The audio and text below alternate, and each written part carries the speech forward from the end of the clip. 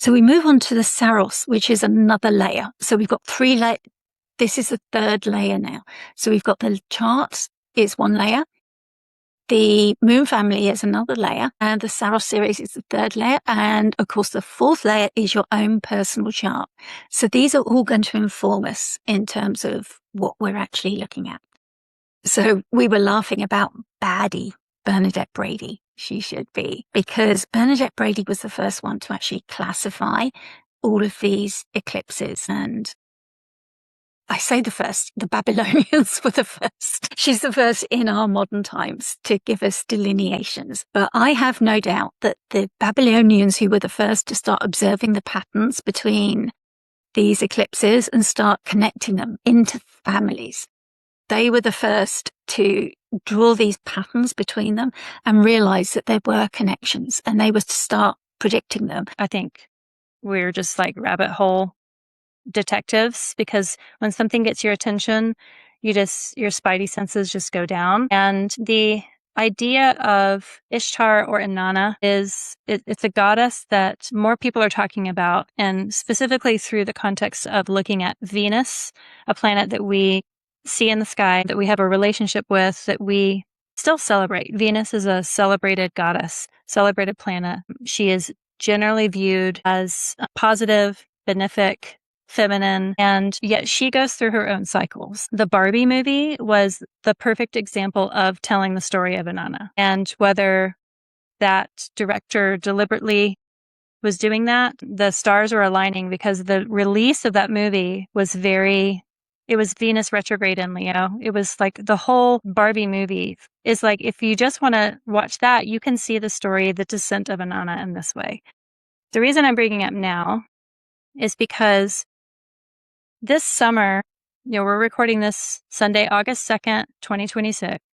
Last month, July, we had this configuration of the outer planets come together.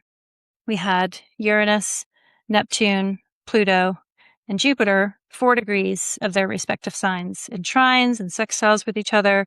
Andre Barbeau was an astrologer who had a mathematical formulation that looked at this astrology as being a moment of change. And there's a lot of big systemic change that we have all experienced. But July was like the big month where it was like this, it was later called a basket. Rather than treating eclipses as these like mysterious blasts of cosmic energy, we can look at them as those interruptions of normal light. We've talked about this a little bit already, but this axis in particular, I love this image. Christa, this was kind of a fun collaboration between last time and this time. So I love the brightness of it, going with the Leo intensity.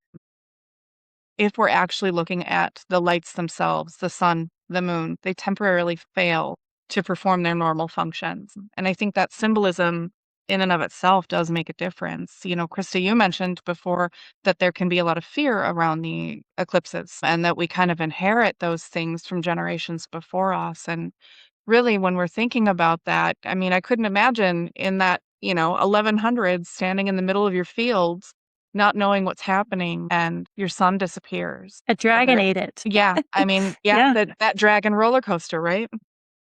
So when that happens, that really not only just leaves the individual wondering, but it becomes that bigger, broader question. What does that mean, not just for me, for my family? And then it starts to ripple out my community, my town, my local area. And, if you think about that in those contexts, you're standing in the middle of that field, you're plowing your land, and all of a sudden your vitality, your light source, your life is disappearing in front of you, not knowing if it's going to come back. That had to feel more than just a little intense. And it goes from that individual person with Leo to that community position with the Aquarius. And I think that getting that balance between those two is really, really pertinent, even though we have these blended eclipses, right, through this last 2 years or so, and then continuing through next year a little bit. We get that Pisces Virgo mixed with the Leo Aquarius.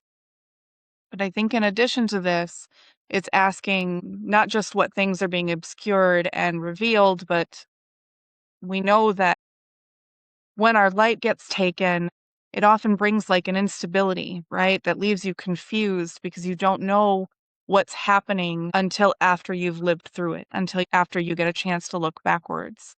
So I wonder if this eclipse could be framed around legacy versus an individual identity, especially on this axis.